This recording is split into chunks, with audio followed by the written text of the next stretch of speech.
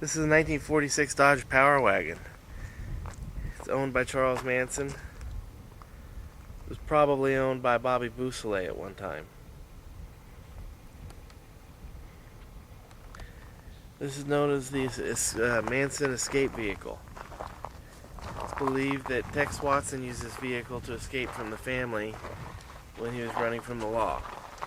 It broke down here and just outside of Ballarat, was brought back to Ballarat, and has sat here ever since. It's been abandoned.